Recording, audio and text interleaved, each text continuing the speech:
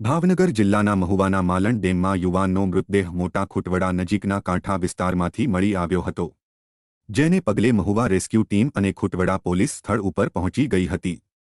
ઘટનાની જાણ થતાં સિંચાઈ અધિકારી પણ સ્થળ ઉપર પહોંચ્યા હતા।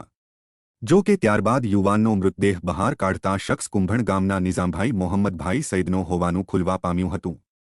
ત્યારબાદ મોટા ખુટવડા સરકારી હોસ્પિટલ પીએમ અર્થે ખસેડાયો હતો।